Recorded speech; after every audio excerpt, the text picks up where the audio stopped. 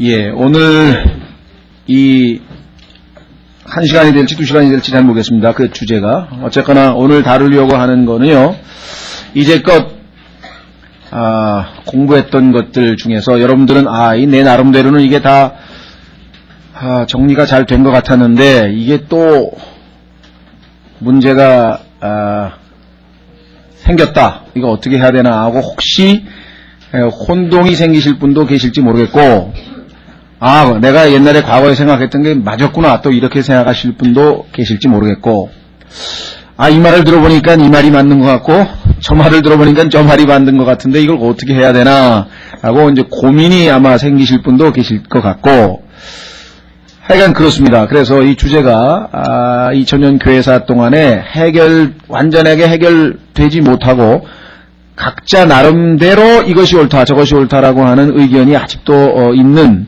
그런 주제입니다. 그래서 오늘 제가 여러분들에게 소개하려고 하는 것을 잘 들으시고 단정 짓지 마십시오. 그러나 자기 나름대로 개인적으로 확신이 있는 분들은 일단 그 확신을 그대로 가지고 계시고, 그렇다고 해서 나하고 다른 의견을 가진 분들을 틀렸다거나 아니면 비판을 하거나 이러실 필요는 또 없을 것 같아요.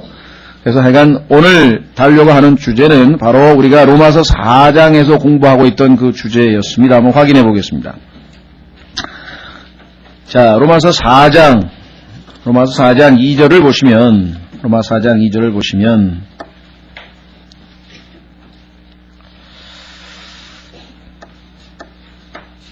자, 이렇게 말씀을 했죠. 1절서부터 보시면 3절까지입니다. 그런즉 육체에 관한 한 우리 조상인 아브라함이 무엇을 얻었다고 우리가 말하리요.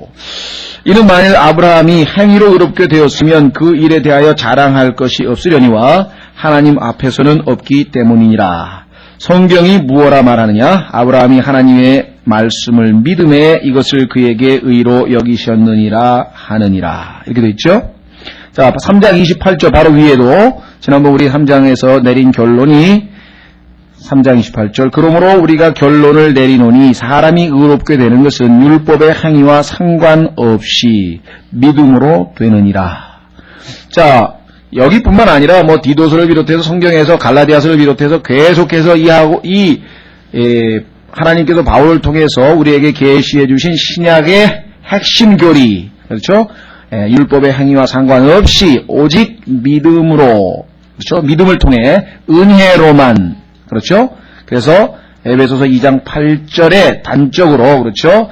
by grace through faith, 그렇죠? by grace through faith, 은혜로, 내가 율법의 행위로 열심히 노력해서가 아니고 하나님이 거저주시는 선물로 은혜로. 근데 그 은혜를 받는 방법이 뭐냐? through faith, 믿음으로. 이렇게 지금 잘 배워왔습니다. 근데 문제는 야고보서 2장에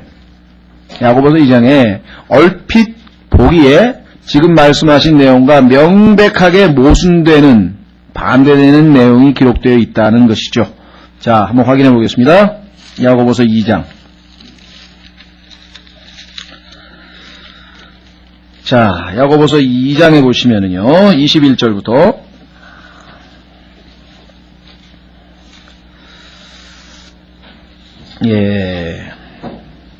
14절부터 아예 쭉 보겠습니다. 14절부터 보면은 14절부터 26절까지가 같은 주제인데요.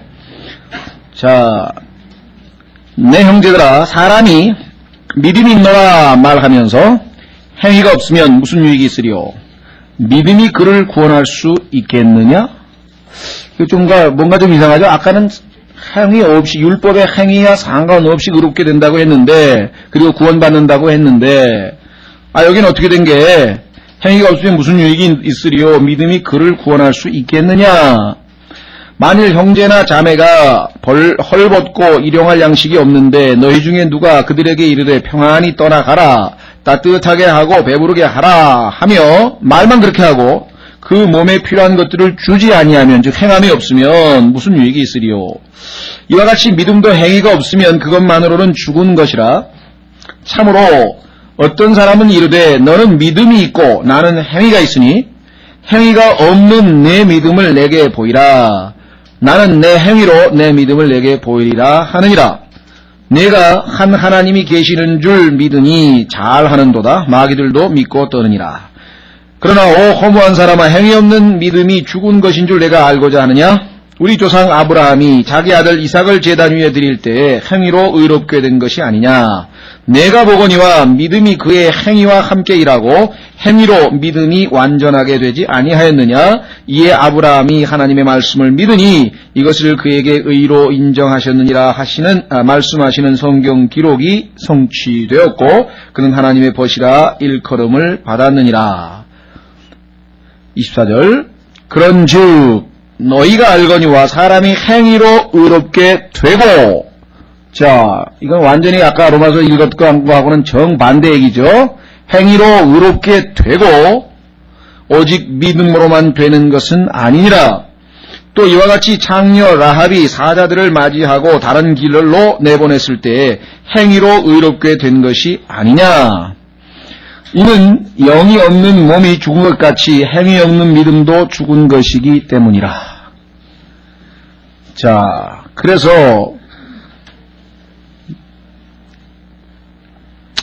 종교개혁을 일으킨 마틴 루터는 로마 가톨릭 교회에서 나오게 된 계기가, 가톨릭 교회에서는 가리키기를 예수님을 믿고 그 다음에 착한 일을, 선한 일을 많이 해서 그 다음에 나중에 구원을 받았는지 안 받았는지는 나중에 가봐야 한다. 이렇게 얘기를 했기 때문에 마틴 루터는 어떻게든지 구원을 받아보기 위해서, 그렇죠? 그럼 어떻게 됩니까? 예수님을 믿긴 믿었어요. 그 다음에 착한 일만 해야 되잖아요. 그래서 죄를 짓지 않고, 그래서 금욕적인 생활을 했죠.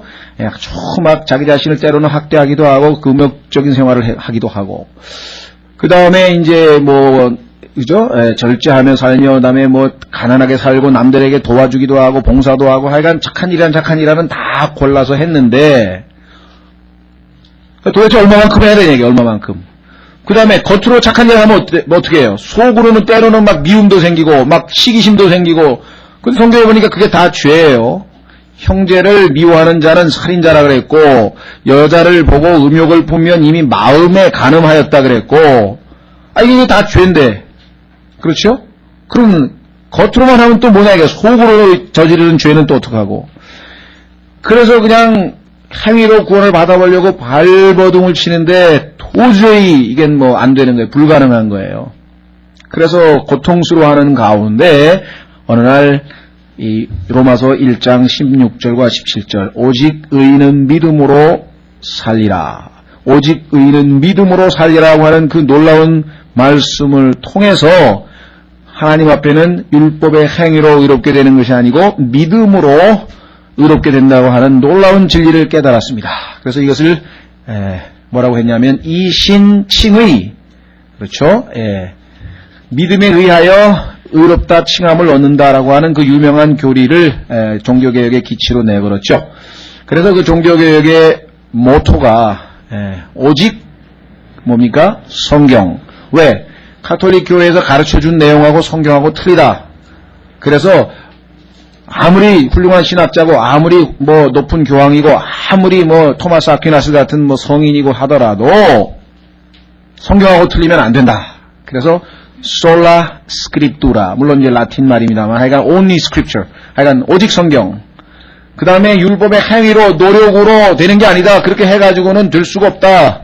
그래서 솔라 그라치아, only grace, 오직 은혜로. 그 다음에 그 은혜를 받는 방법이 뭐냐? 유일한 방법이, 그 통로가, 수단이 이게 바로 믿음이다.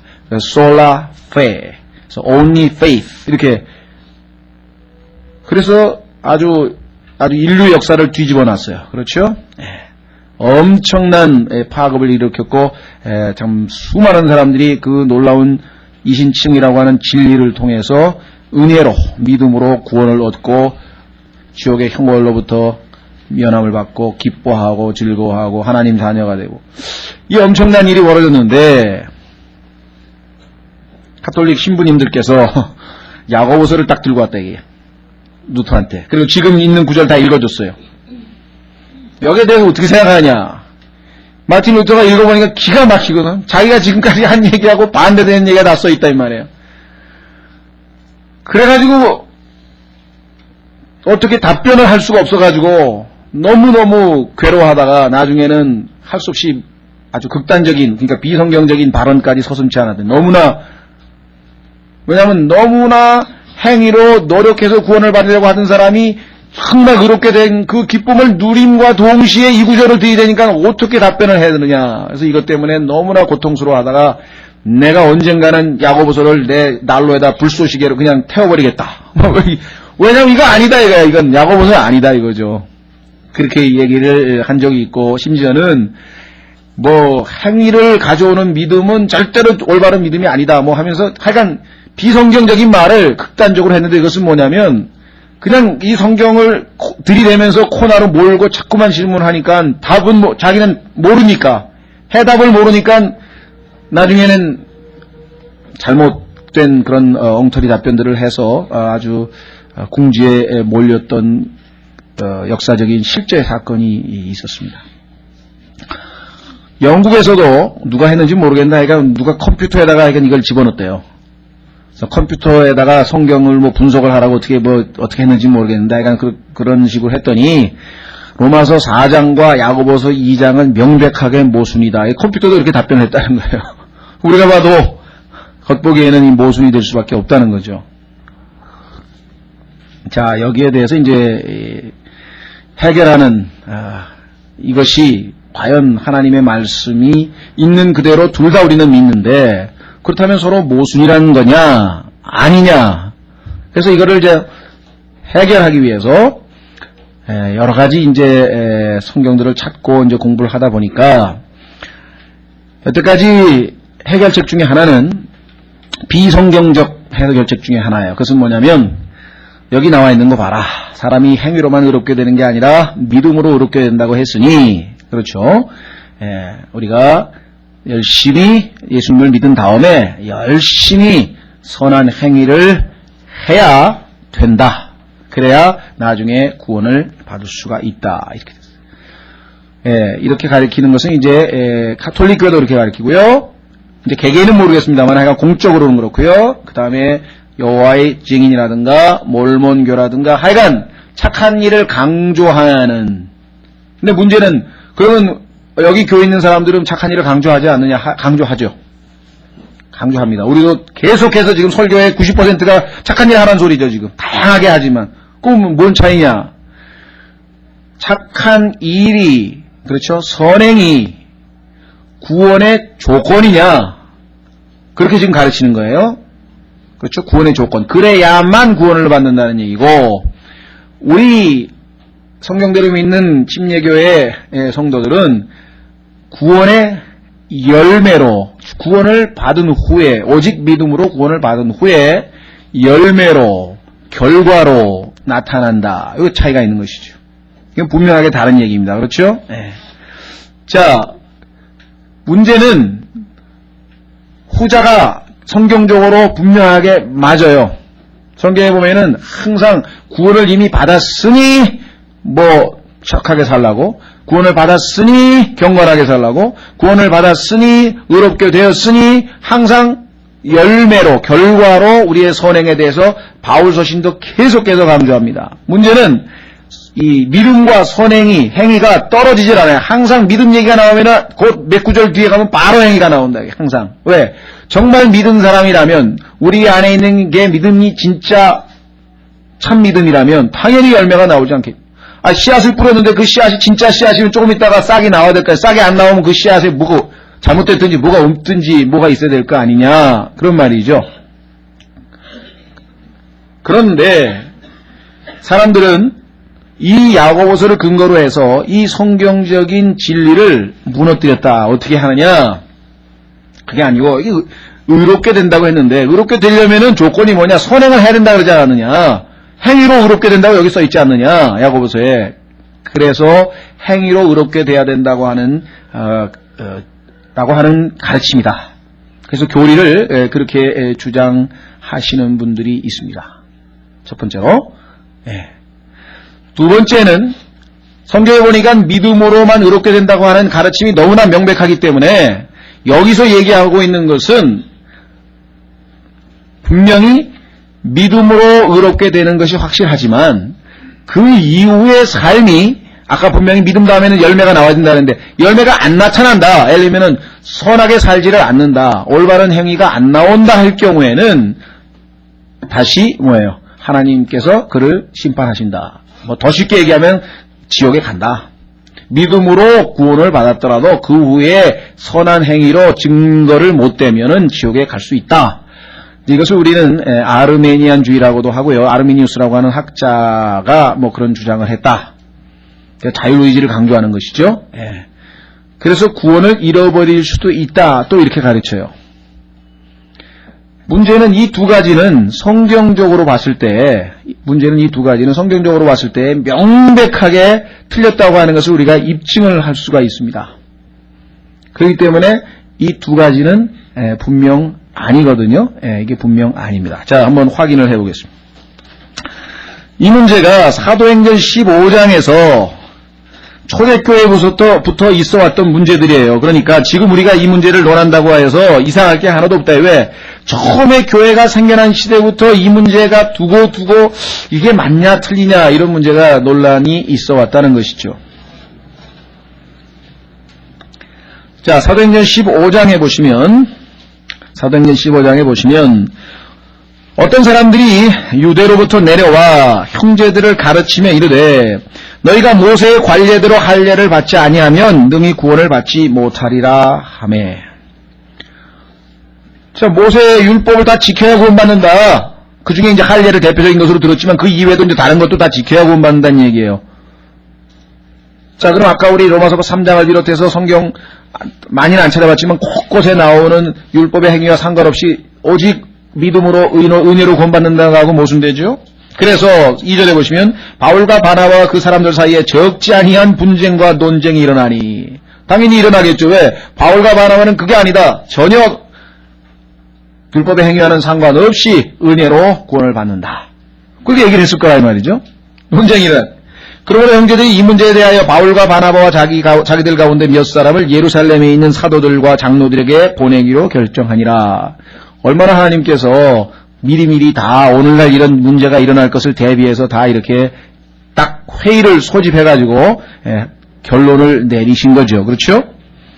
자, 3절에 그들이 교회의 전송을 받고 길을 떠나 베니게와 사마리아를 지나며 이방인들의 회심을 밝히 알려 형제들을 다 크게 기쁘게 하더라. 그들이 예루살렘에 이르러 교회와 사도들과 장로들에게 영접을 받고 하나님께서 자기들과 함께 행하신 모든 일을 밝히 말하니라. 이렇게 해서 이제 하나님의 은혜의 복음을 전파했는데 이렇게 하나님이 놀라운 역사를 하셨다. 그래서 이제 믿음으로 의롭게 된다고 하는 진리를 전파한 열매들을 쫙 간증을 했는데 5절 이번에는 그러나 바리새파에 속한 어떤 믿는 사람들이 일어나 이르되.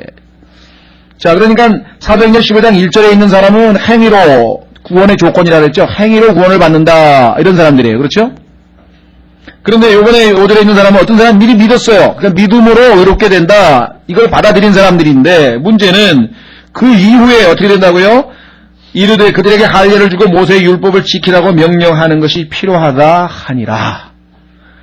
그러니까 믿었지만 그것만으로는 부족하고 율법의 행위를 더 해야 된다. 이렇게 주장한 사람이 또 나타났다 이거죠. 예, 아까 말씀드린 아마 두 번째 케이스가 되겠죠. 자, 그래서 6절 사도들과 장로들이 이 일을 깊이 생각해 보려고 함께 모이니. 심각한 문제죠. 교리적으로 제일 핵심적인 문제니까.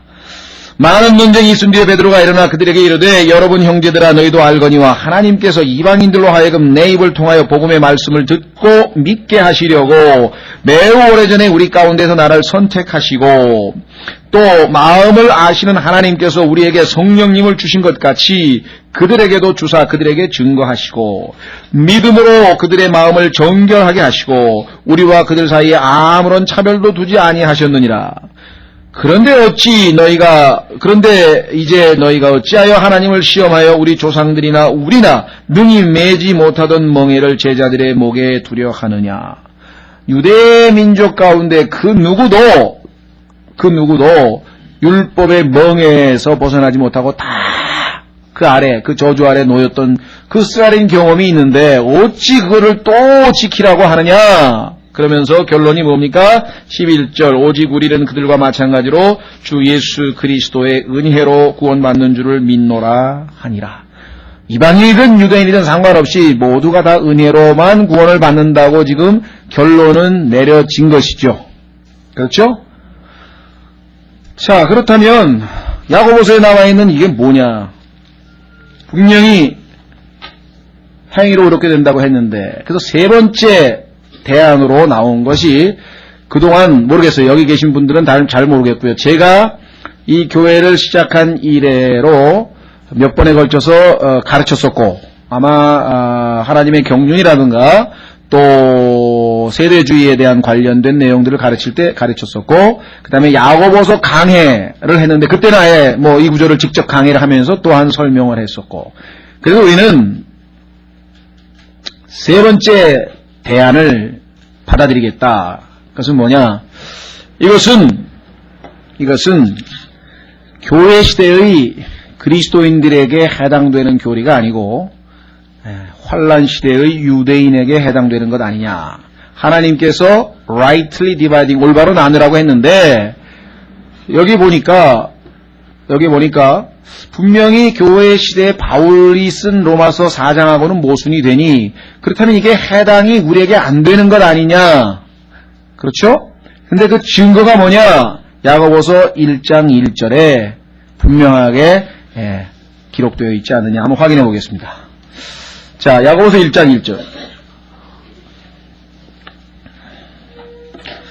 하나님과 주 예수 그리스도의 종 야고보는 널리 흩어져 있는 12지파에게 인사하노라.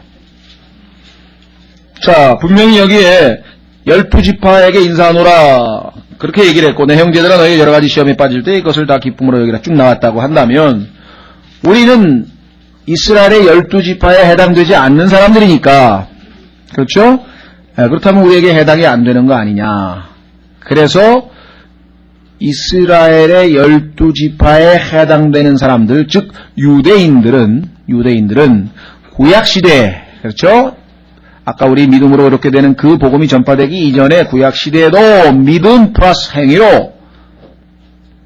행함으로도, 믿음뿐만 아니고 행함으로도 그렇게 된다고 했으니까 그 교리가 적용이 되었고, 자, 이 예수님께서 승천하신 후에 오순절날 성령께서 오셔서 이제 교회 시대가 시작이 됐고, 이제 우리가 휴거되면은 교회 시대가 끝나게 되는데, 요 시대에 해당되는 사람들은 로마서부터 시작해서 빌레몬서까지 바울을 통해서 하나님께서 주신 그 내용에 나와 있는 그것으로 우리가 교리를 기준으로 삼고, 자, 그 다음에 이제 히브리서 다음에 이제 야고보서 이렇게 나가는데요. 히브리서는 우리가 독립적으로 보통 얘기를 하고, 야고보서부터 나머지 서신은 우리가 일반 서신들이라고 이렇게 얘기를 하는데, 그 뒤에 나와 있는 그 일반 서신들이라고 하는 것은 교회가 휴거되고 난 이후에 이 땅에 남아있게 될 유대 민족들, 그래서 여기 지금 흩어진 땅이죠. 즉 교회 시대가 끝나면서 전 세계적으로 흩어져 있게 될 그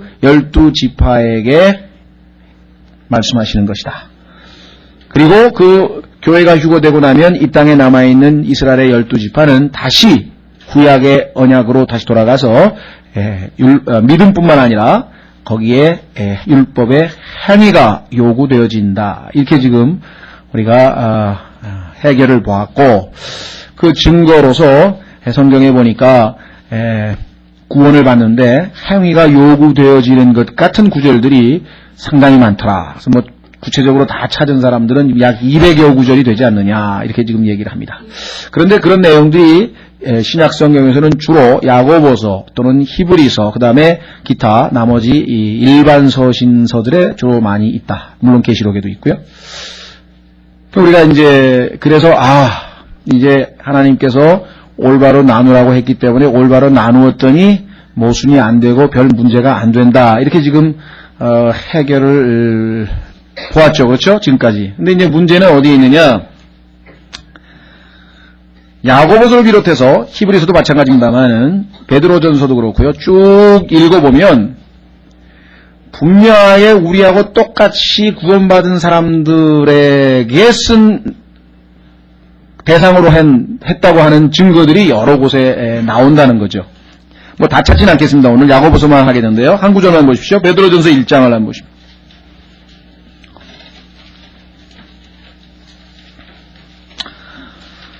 자, 베드로전서 1장에 보시면 예수 그리스도의 사도 베드로는 본도와 갈라디아와 갑바도기아와 아시아와 비두니아에 두루 흩어진 나그네. 자, 여기까지 보면은 이건 막 유대인인가 보다 얼핏 보기에 그렇게 되는 것 같은데 그 다음에 뭐라 했습니까? 곧 하나님 아버지의 미리 하심을 따라 택하심을 받고 성령의 거룩히 구별하심으로 순종함과 예수 그리스도의 핏부림에 이른 자들에게 편지하노니 은혜와 평강이 너에게 더욱 많이 있을지어다. 하나님 곧 우리 주 예수 그리스도의 아버지를 찬송하리로다. 그분께서는 자신의 풍성하신 긍휼에 따라 예수 그리스도를 죽은 자들로부터 부활하게 하심으로 우리를 다시 낳으사 산 소망에 이르게 하시며 썩지 않고 더럽지 않으며 사라지지 아니하는 상속을 받게 하셨나니 곧 너희를 위하여 하늘에 예비해 두신 것이라. 읽으면 읽을수록 이거 우리 얘기인데? 그렇죠? 이거 우리 얘기인데 근데 이런 구절이 지금 제가 한 구절만 읽었지만 히브리서부터 시작해서 쫙 보면 엄청나게 많아요. 그렇다면 우리가 어떻게 히브리서부터 뒤에 부분을 몇 개만 즉 잘 이해가 안 되고 바울 서신과 모순되는 것 같은 건 몇 개만은 뽑아서 이것은 우리에게 해당이 안 되고 환란시대 유대인에게 해당된다. 그렇게 얘기할 수 있겠느냐고 우리가 해결을 본 그 방식이 잘못됐다고 다시 또 문제를 삼는 사람들이 있다는 거죠. 근데 거기에 대해서 우리가 성경적으로 우리가 지금 해결을 본 것이 정확하게 맞다고 답변해 줄 수가 있겠느냐. 자, 분명히 히브리서서부터 시작해서 나머지 뒤에 부분들은 교회 시대에 해당이 안 된다고 우리가 단정할 수 있겠느냐. 그랬더니 완전히 해당되는 것은 안 되는 것은 아니고 바울 서신과 비교해 봤을 때 모순이 안 되는 것은 우리에게 다 해당이 되지만 모순되는 것은 해당이 안 된다. 이렇게 우리가 또 답변을 했어요. 그래서 일단 그 정도에서 아마 이제 해결이 된 것 아니냐 이렇게 지금 생각을 했는데 자, 한번 확인을 해보겠습니다. 야고보서만 놓고 일단 한번 해보겠습니다. 자, 하나님과 주 예수 그리스도의 종 야고보는 널리 흩어진 너희는 12지파. 그래서 이것 때문에 우리에게 해당이 안 된다고 1차적으로 얘기를 했는데 과연 여기서 얘기하고 있는 12지파, 이 흩어져 있는 12지파가 누구냐를 한번 좀 살펴보려고 합니다. 사도행전 2장으로 한번 가보겠습니다. 자, 지금 우리가 해결 본 것이 성경적으로 올바르지 않다고 주장하시는 분들의 의견을 제가 좀 소개하는 겁니다. 저도 여태까지는 그와 같이 해결 봤거든요. 그런데 저한테 그거는 잘못된 해결책인 것 같다고 의견을 제시하면서 이러한 근거들을 지금 보여줬는데 그 근거를 지금 여러분들에게 얘기를 하는 거예요. 그거를 듣고 보니까 그분들의 이 성경적인 그 논리가 근거가 있더라는 거죠. 근거가 좀 있다는 거죠. 여러분 한번 들어보죠. 들어보시고 이게 근거가 있는 거냐, 무조건 우리가 틀렸다고 그냥 그런 비판을 하는 거냐. 자, 한번 보겠습니다. 여러분 잘 아다시피 사도행전 2장에서 복음이 전파되었었습니다. 그래서 여러분 잘 아시는 베드로의 설교가 있었었죠. 자, 베드로의 설교가 있은 다음에 성경은 뭐라고 지금 우리에게 이야기를 하냐면요. 분명하게 이렇게 얘기를 합니다. 41절.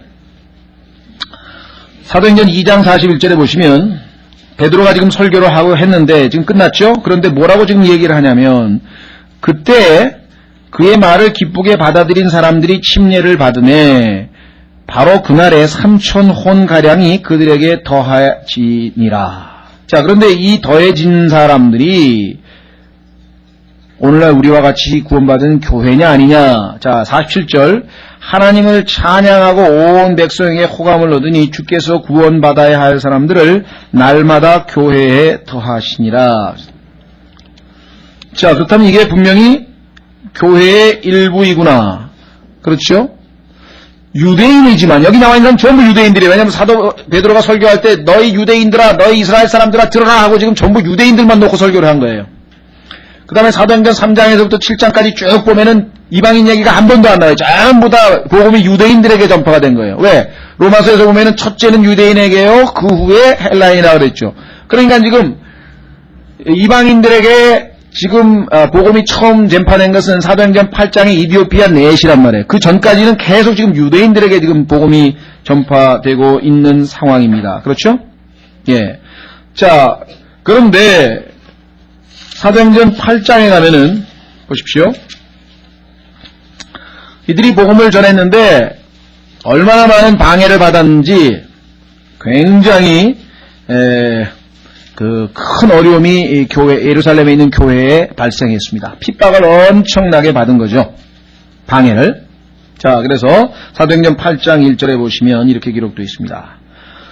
자, 사울이 나중에 바울이 된 사람이죠. 그의 죽음에 동의하더라. 스데반의 설교에 반대했죠. 자, 그래서 스데반을 죽였는데 거기에 동의를 했습니다. 그때 예루살렘에 있는 교회에 큰 핍박이 있어 사도들 외에는 다 유대와 사마리아 모든 지역으로 뭐라 그랬습니까? 널리 흩어지니라. 가만히 있어보자. 그럼 야고보서 1장에서 얘기했던 흩어져 있는 이스라엘의 12지파에게 문안하노라 하고 지금 뭔가 맞아떨어져 가고 있죠. 그렇죠? 사도행전 8장에서 엄청나게 박해를 받아가지고 멀리 흩어져 버린 사람들이 있었구나. 그런데 그들은 유대인이었다. 그런데 그들은 예수님께서 교회로 인정하셨다. 어떻게 할 수 있는가? 사도행전 9장.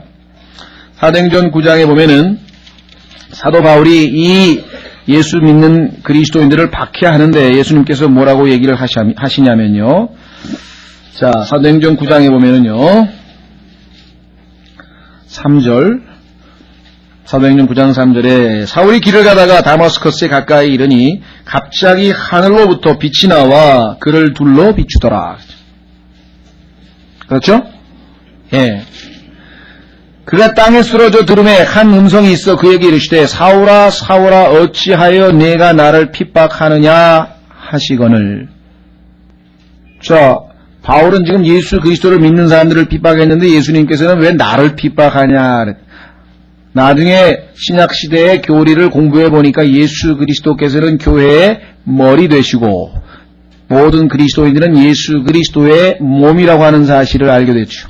그래서 그리스도인들을 핍박한 것이 곧 예수 그리스도를 핍박한 것이 되었다고 한다면 유기체의 몸된 예수 그리스도의 몸된 교회의 일원으로 사도 바울이 사울 시절에 핍박했던 유대인 성도들을 분명히 교회로 예수님께서는 인정을 하셨다라고 하는 이야기가 되겠습니다. 그렇죠? 그렇죠. 자, 그래서 아까 사도행전 15장에서 예루살렘에서 회의가 열렸었잖아요. 그 교리 때문에. 그래서 교리가 결정이 돼서 이제 은혜로만 구원받는다고 하는 그 교리를 결정해가지고 어떻게 했습니까? 편지를 써서 각 교회 왜? 지금 다 교회가 흩어져가지고 다 이미 흩어져 가 있었잖아요. 그래서 그 흩어져 있는 이스라엘의 12지파에게 보냈다는 거죠. 그런데 그때 지도급, 다시 말하면 마무리를 짓고 그 예루살렘의 회의에서 총괄적으로 최종적으로 결론을 내린 사람은 아까 베드로의 결론 이후에 일어났던 야고보라고 하는 사람이었다. 사도행전에 보면 야고보가 일어나가지고 쭉 베드로도 이렇게 얘기했고 이렇게 얘기했고 그래서 우리는 이제 율법을 지킬 필요가 없다 이방인들은. 그런데 몇 가지 예를 들면 간음하는 거하고 그다음에 뭐 피째 먹는 거하고 목에 목 절려 죽은 것 몇 가지는 좀 권면을 해야 되겠다. 왜? 이미 그 중동 지역의 그 지중해 지역에 있는 사람들은 오랫동안 수천 년부터 이미 모세 율법에 대해서 다 알고 있기 때문에 예수 그리스도를 믿는 그리스도인들이 그런 아주 너무 잘못된 그런 율법을 어기는 것을 보게 되면 복음 증거에도 지장이 있고 그래서 권명 이건 이제 그 조건이죠. 구원의 조건이 아니라 권면 사항으로 그렇게 안 하는 게 좋겠다. 이렇게 해서 피는 안 먹는 게 좋겠다 등등의 이제 권면 사항을 적어서 편지를 써 보냈다 이 말이에요. 그래서 너희들이 믿은 대로 은혜로 믿음으로 구원 얻는 것이 확실하게 올바른 교리이다. 그러나 등등등등 하면서 이제 보냈을 것이다라는 얘기죠. 그렇다면 이 야고보서라고 하는 책은 바로 그들에게 보내어진 서신서였을 수도 있다. 자, 그렇고 보면 야고보서 1장 1절에 나오는 이스라엘에 흩어진 12지파에게 보냈다고 하는 것 때문에 교회 시대의 성도에게는 해당이 안 되고, 교회 시대의 성도에는 해당이 안 되고 환란 시대의 유대인에게 적용했다고 하는 것이 과연 올바른 판단이었겠는가? 결국은 여기에 나와 있는 이스라엘에 흩어진 12지파는 성경적 근거로 봤으면 구원받은 유대인 성도들이라 이거죠. 그렇다면 구원받은 유대인 성도는 당연히 뭐예요? 그리스도인이죠. 그렇죠? 그 다음에 유대인들뿐만 아니라 이제 이방인들도 교회에 더하여졌죠. 안디옥 교회의 사역을 통해서. 그렇다면 당연히 교회 시대의 그리스도인들에게 적용이 돼야 되지 않느냐. 그렇게 지금 반박을 한다 이 말이죠. 우리가 야고보서 1장 1절에 대해서 이것 때문에 그리스도인에게 해당이 안 된다고 얘기를 한 것이 그게 과연 성경적으로 맞는 것이냐 이렇게 얘기를 하니까 이들의 얘기가 일리가 있어서 수긍이 가더라는 거죠. 자, 그렇다면 지금 우리가 해결 본 것을 어떻게 또 그럼 할 수 없이 그렇다면은 지금 형제들이 주장하는 내용, 즉 이것이 그리스도인들에게도 해당되는 것이라고 지금 주장을 했는데 그렇다고 한다면 로마서 4장과 모순되는 것을 어떻게 설명해 주겠느냐라고 이제 물어봤을 때 그들의 답변을 한번 우리가 들어보자는 거죠. 그 들어보니까 상당히 일리가 있다 이렇게 되는 거예요. 그래서 미국에서도 성경대로 믿는 킹제임스 성경을 믿는 그리스도인들 중에서도 우리와 같이 해결을 봐서 그렇게 믿는 그리스도인들이 있고 그것은 올바로 나눈 것이 아니라 wrongly dividing 하나님 말씀을 잘못 나눈 거다. 이건 극단적 세대주의자다. 마태복음 24장과 25장에 보면은 거기는 분명하게 거기에는 환란 시대라고 돼 있다. 환란 시대라고 예수님께서 대환란이라고 하는 명칭을 사용하면서 분명히 환란 시대이기 때문에 끝까지 견디는 자는 구원을 받는다고 할 때는 그건 당연히 환란 시대에 해당되는 것이고 계시록도 마찬가지고 그런데 야고보서부터 그 어디에도 성경적으로 이게 환란 시대에 해당된다고 하는 명백한 무슨 하나님 근거 말씀의 근거가 있느냐 없다는 거죠.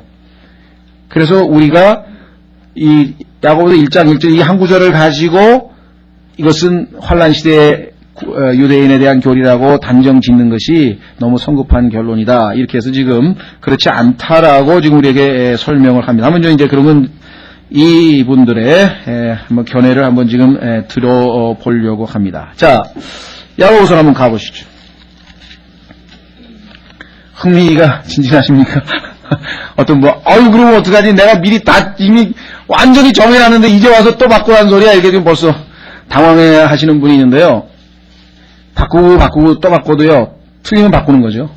네. 저뿐만 아니라, 이 주장을 하신 피터 와크만도 지금 바꿨는지 안 바꿨는지 잘 몰라요. 왜냐하면 이분이 우리가 읽었던 그 계시록 주석에서요, 많이 바꿨다 그랬어요.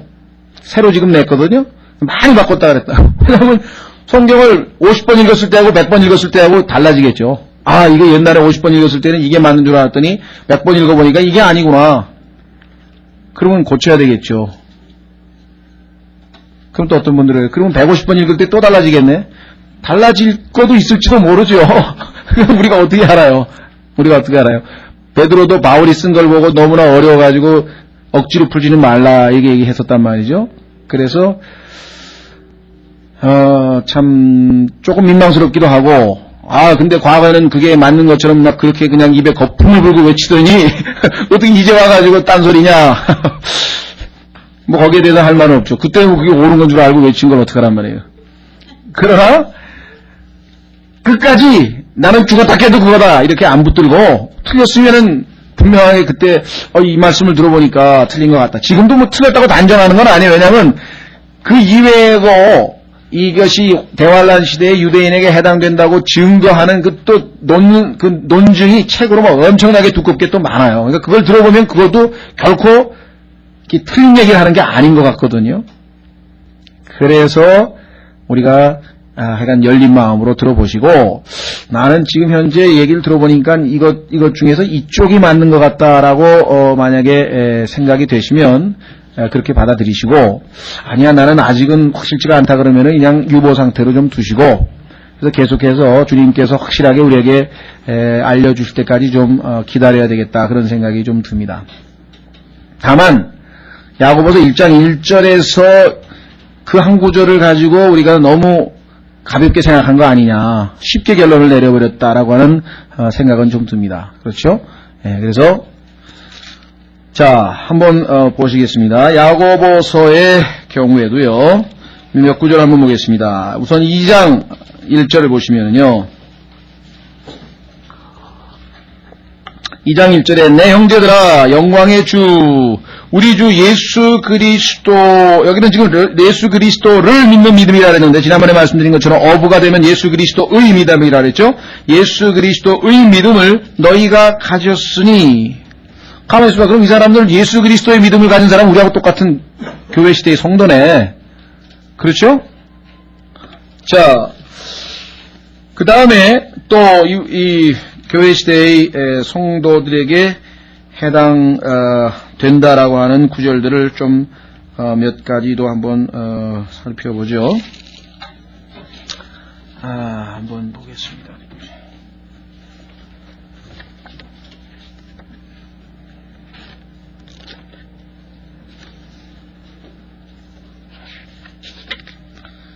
그 다음에 뭐 다 찾기는 좀 많고요. 일단 5장, 야고보서 5장으로 가면은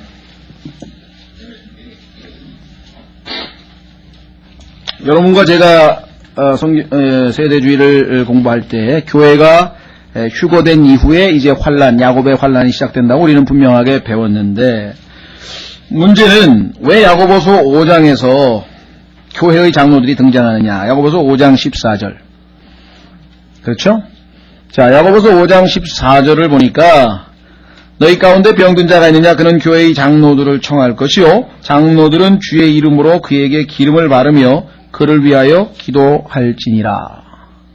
하면서 그럼 교회의 장로가 여기 나왔는데 이 교회 장로들은 휴고도 안 되고 여기 남아있다는 소리냐, 환란 때. 이렇게 지금 질문을 하니까 거기에 대해서 답변이 좀 궁하다 이렇게 되는 거죠. 그 이외에도 여기 보면은 이제 말씀, 그죠? 야고보서 1장 18절 보십시오. 야고보서 1장 18절.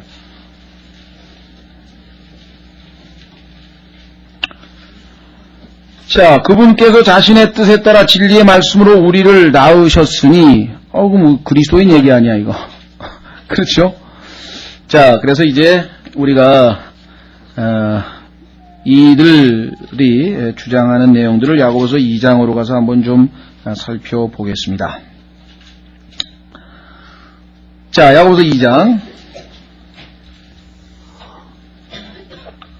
14절.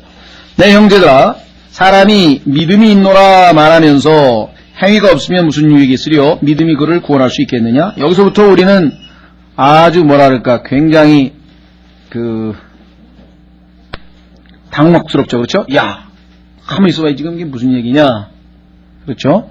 예. 근데 여기서 우리가 이 형제들의 설명을 들어보면은, 자, 14절에 어떤 한 사람이 있는데 그 사람이 뭐라고 얘기하냐면요. 나는 믿음이 있다. 라고 이제 말을 했다 그랬어요. 14절에 보시면. 그렇죠? 그렇죠?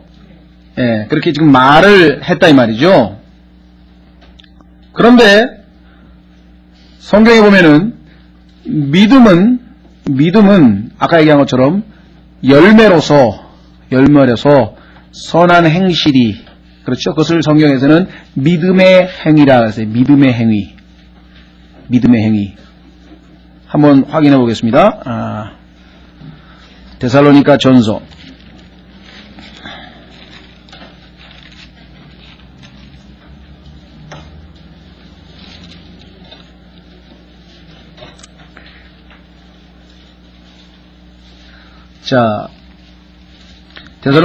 1장 3절에 보시면, 데살로니가 전서 1장 3절에 보시면, 하나님 곧 우리 아버지의 눈앞에서 우리 주 예수 그리스도 안에 있는 바 너희의 믿음의 활동과 사랑의 수고와 소망의 인내를 끊임없이 기억하기 때문이니, 이랬죠. 그런데 이제 믿음의 활동이라고 번역을 했는데요. 영어를 보십시오. 뭐라고 되어 있는가? work of faith. 믿음이 일한 거예요. 그죠? 믿음이 행위. 그러니까 믿음의 행위라고 번역을 해도 되고, 믿음이 활동이라고도 번역을 해도 되고, 믿음의 일이라고 해도 돼요. 하여간 이 work라고 하는 말이 영어로는 하나뿐인데, 우리말로는 활동이 됐다가, 일이 됐다가, 행위가 됐다가, 이렇게 지금, 가는 것 뿐이지, 같은 의미다, 이 말이죠. 그렇죠? 자, 믿음의 행위. 그런데 너는, 믿음은 반드시 행위가 따라오게 돼 있는데, 너는 믿음은 있다고 말을 하지 않았느냐? 말은 했다 이거지. 근데 행위가 하나도 없다. 그렇다면 무슨 유익이 있겠느냐? 그 얘기는 뭐냐면 그러한 믿음이 여기서 지금 얘기하는 것은 뭐냐면 네가 말한 그 믿음 그것은 성경에서 구원하는 믿음, 좀 saving faith 우리에게 구원을 가져다 주는 믿음은 전제가 뭐냐면 마음으로부터 나오는 믿음이었어요. 마음으로 믿어야 된다. 그런데 지금 네가 가지고 있는 믿음은 이거 순전히 머리로만 agree, 그래 맞아 라고 한 것뿐이지 마음으로 믿은 믿음이 아닌 것 같다. 왜? 여기 분명히 보니까 행위가 나와야 되는데 너는 행위가 하나도 없으니 그렇다면 네가 얘기하는 그 믿음은 구원을 가져다 줄 수 없는 믿음 아니냐. 자, 확인해 보겠습니다. 고린도전서 15장.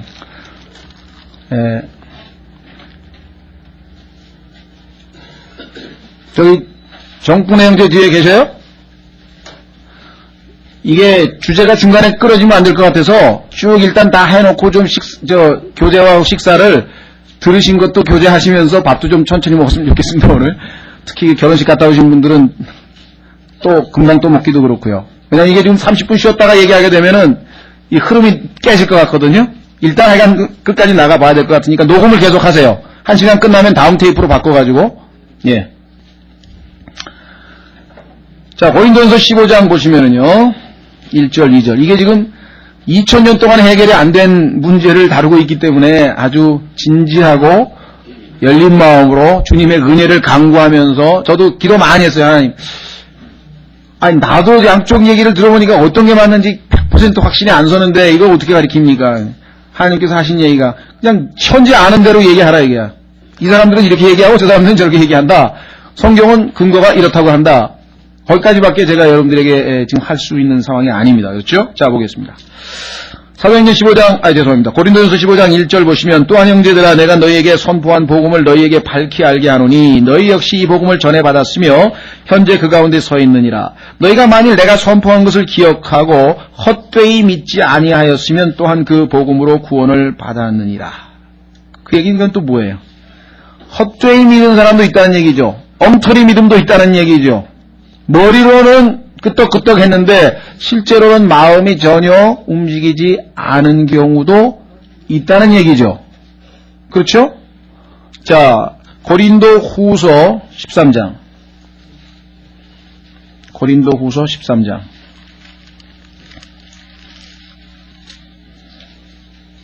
(5절) 고린도 후서 13장 5절.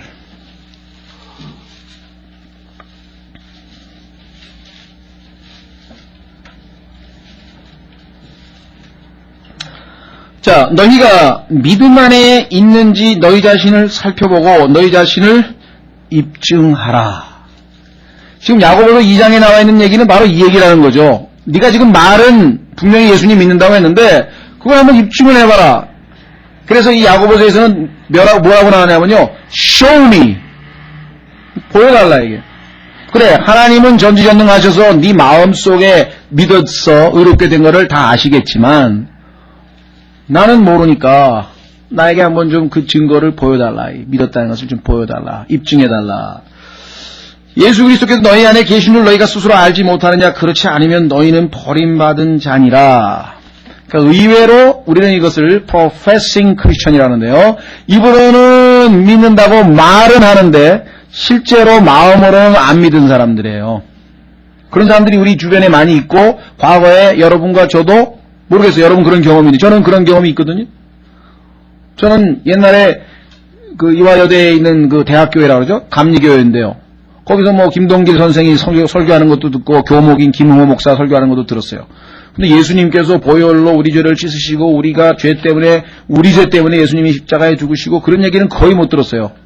그냥 참 뭐랄까요, 착하게 살아야 되고 뭐 올바로 살아야 되고 뭐 그런 강연 얘기만 들었지 전혀 복음에 대해서 제가 들은 적이 없거든요. 그러나 저는 사람들에게 저는 예수님 믿는다고 이야기를 했고 크리스찬이라고 얘기도 했고 교회 가자고 전도도 했고 그랬다 이게요. 그 나중에 마음으로 예수 그리스도를 믿고 하나님으로부터 의롭다함을 얻고 구원받고 나서 보니까 그게 뭐예요?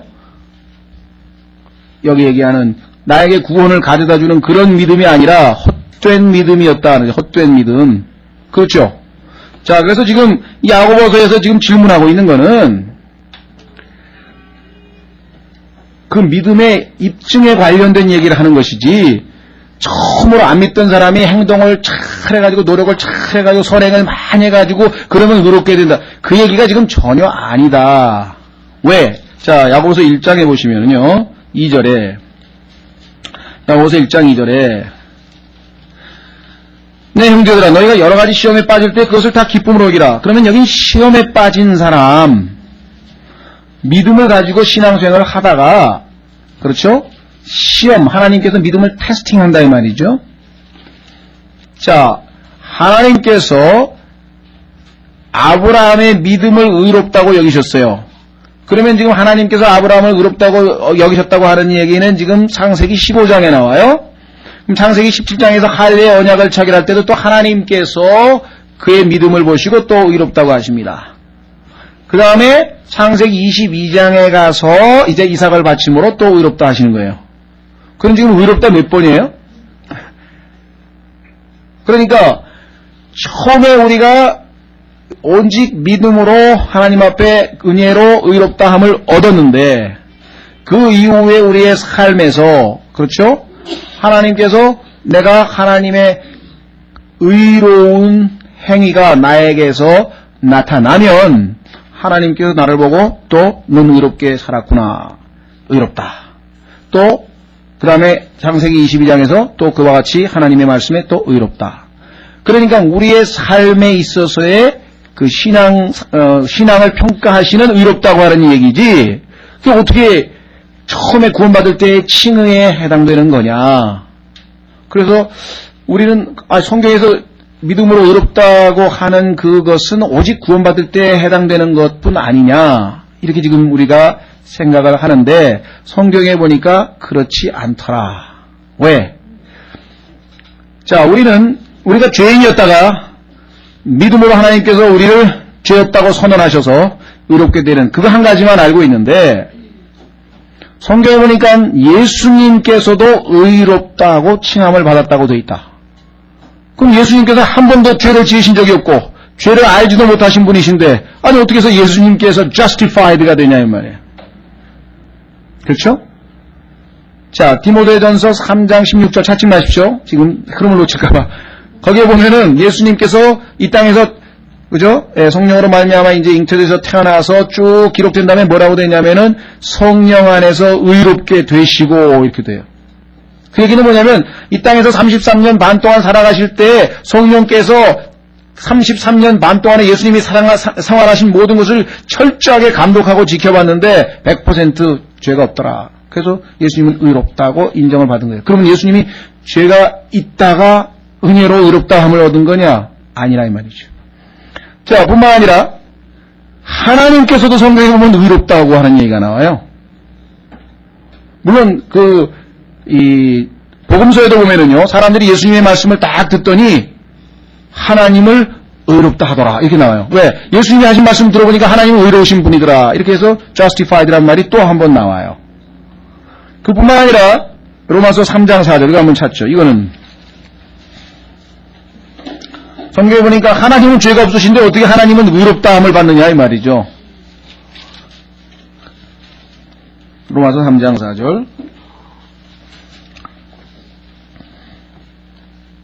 로마서 3장 4절 예, 결코 그럴 수 없느니라. 참으로 하나님은 진실하시되 사람은 다 거짓말쟁이라 할지어다. 이것은 기록된 바 이로써 주께서 말씀하신 것에서 의롭게 되시고. 그럼 하나님도 의롭게 되신단 말이 성경에 나오는데 그 얘기는 뭐냐? 우리가 이제껏 죄인이었던 시절에 예수님을 믿는 순간에 하나님께서 예수님의 모든 의를 우리에게 전가시키시고 나의 모든 죄들을 예수님께 전가시켜서 나를 칭의. 우리는 그거 한 가지만 지금 justification을 알고 있는데 성경에서 얘기하는 justification은 그가 의로운 행위를 할 때 그런 의로운 행위라고 칭한다 이거. 사람들이 그렇게 말을 한다 이거죠.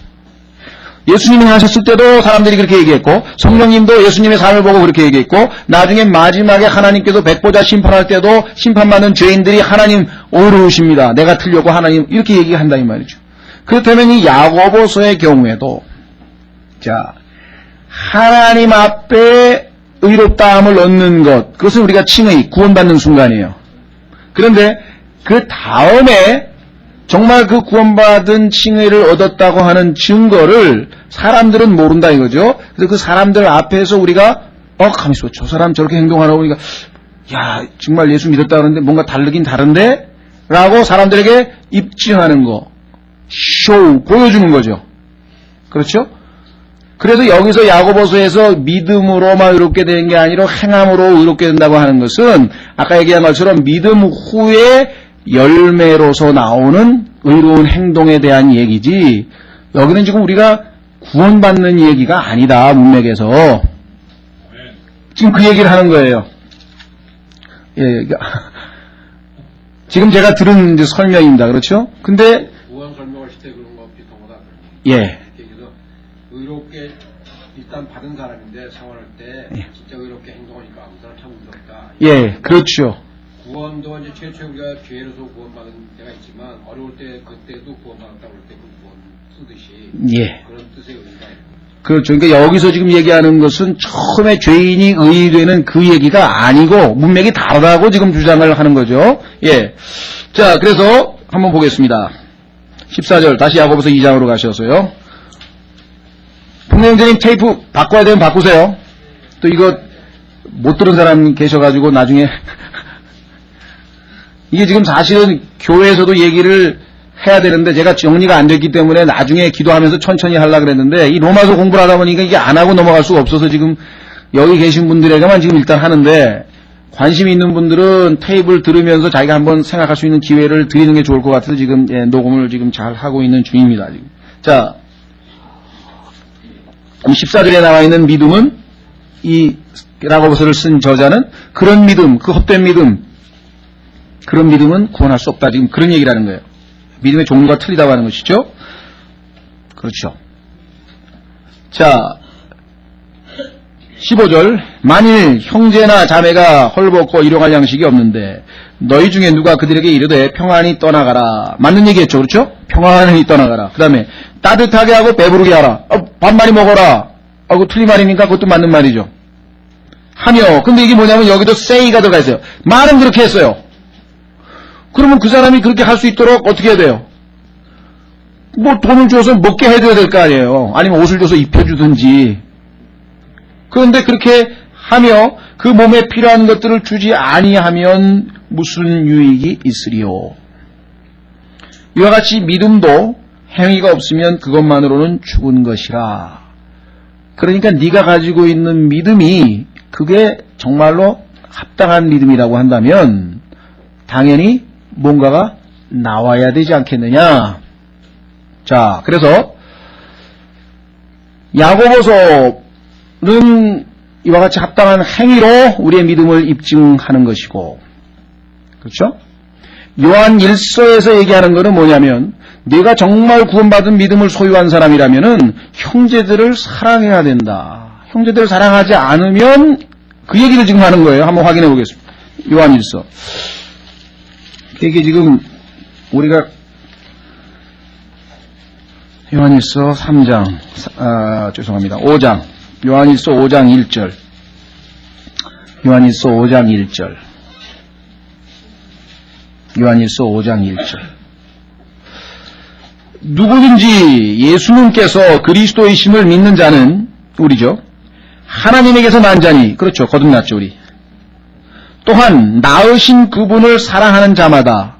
그럼 우리는 하나님께서 태어나서 이제 하나님을 사랑하게 됐는데, 그러면 하나님을 사랑하는 자마다 그분에게서 난 자도 사랑하느니라. 다른 형제도 사랑한다 이 말이죠. 그러니까 만약에 여러분들이 예수 그리스도를 믿는 믿음을 가졌다고 사람들에게 말을 했는데 실제 삶에서 생명부지에 그냥 난생 처음 보지만 저 사람이 그리스도인이다 이거야. 하나님의 자녀라는 게 확실하다고 했을 때 그 형제에 대한 사랑하는 마음이 전혀 없다. 저 사람은 나하고 뭔 상관이야. 만약에 전혀 그런 게 없었다고 한다면 그게 진짜 믿음이냐? 이게 지금 요한일서에서 이제 그걸 우리에게 물어보고 있다는 거죠. 그 다음에 베드로전서에서는 고난이 닥쳤다 이게. 고난이 닥쳤다. 그런데 그 고난을 피하기 위해서 만약에 그렇죠? 그 고난 속에서도 주님을 향한 사랑과 믿음을 그렇게 유지를 못하고 나 이제 예수 안 믿겠다. 만약에 어떤 사람이 그런 식으로 얘기를 했다면 그게 과연 안에 믿음이 있는 거냐? 그렇죠? 그래서 결론적으로 가면 유다서에서는 혹시 너 스스로를 속이고 있는 거 아니냐? 너 믿었다고 지금 말은 했는데 너 그 믿음이 아무래도 vain faith 같은데 한번 점검해 봐야 되지 않느냐? 이렇게 지금 우리에게 요구하는 것이다. 그러니까 지금 일반 서실을 교회 시대의 성도들의 그렇죠 믿음이 있는지 없는지를 입증하는 이 테스팅하고 확인해보는 그러한 목적으로 하나님께서 주신 것이다라고 하는 것이 지금 우리에게 지금 당신들은 rightly dividing 하지 않냐고 wrongly dividing을 했다고 지적하는 사람들의 주장이에요. 자, 그래서 이제 야고보서 일단 계속 보겠습니다. 전체적으로 어떻게 우리에게 얘기를 하는지 좀 들어보고요. 18절 참으로 어떤 사람은 이르되 여기 또 있네요. 말은 그렇게 한다. 말은 뭐라고 하냐면 너는 믿음이 있고 그죠? 나는 행함이 있으니